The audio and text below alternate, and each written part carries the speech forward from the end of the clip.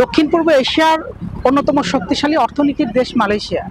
দেশটিতে প্রায় 15 লক্ষ বাংলাদেশিদের বসবাস। 2022 সাল থেকে 24 সালের 31শে মে এই সময়টাতে কলিং ভিসায় মালয়েশিয়া পাড়ি জমিয়েছেন প্রায় 4.5 লাখ বাংলাদেশি। এত বেশি সংখ্যক বাংলাদেশি মালয়েশিয়ায় বসবাসের পরও চলতি বছরের জানুয়ারি থেকে জুন পর্যন্ত এই সময়টাতে 976 কোটি মার্কিন ডলার রেমিটেন্স পাঠিয়েছেন বাংলাদেশিরা। আসলে জানার চেষ্টা করেছিলাম যে এত বেশি সংখ্যক বাংলাদেশি, অর্থাৎ মালয়েশিয়াকে বলা হয় সৌদি আরবের পরেই দ্বিতীয় বৃহত্তম শ্রমবাজারের দেশ মালয়েশিয়া। এই দেশে এত বাংলাদেশি থাকার পরেও আসলে রেমিটেন্স প্রবাহ কেন এত কম, সেই কারণ অনুসন্ধানে উঠে এসেছে হুন্ডির ভয়াবহ আগ্রাসনের চিত্র। দেশটির সর্বত্র রয়েছে হুন্ডির প্রভাব।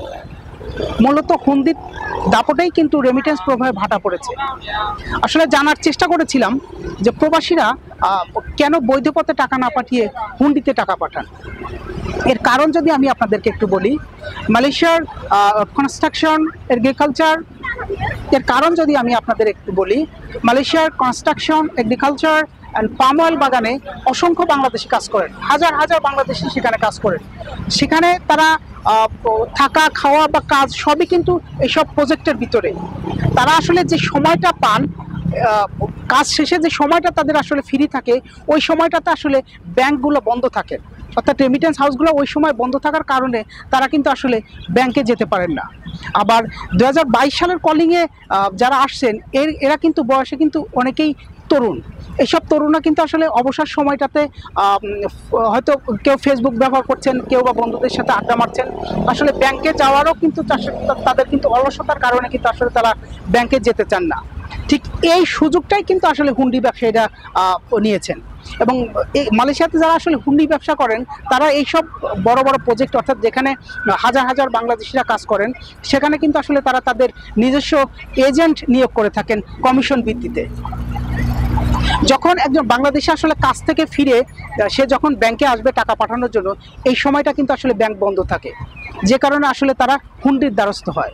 এছাড়া হুন্ডিতে টাকা পাঠালে আসলে দেশে থাকা তাদের পরিবাররা কিন্তু খুব অল্প সময়ের ভিতরেই টাকা পেয়ে যাচ্ছেন, যে কারণে আসলে তারা হুন্ডিটাকেই বেছে নিচ্ছেন। আমি আপনাদের আরেকটু বিষয় আসলে বলে রাখি, এই যে হুন্ডি ব্যবসায়ীরা যে এজেন্ট নিয়োগ করে থাকেন, এই এজেন্টরা কিন্তু আসলে এসব শ্রমিকদের কিন্তু নানা রকম প্রলোভন দেখিয়ে কিন্তু আসলে তাদের থেকে অর্থ সংগ্রহ করেন।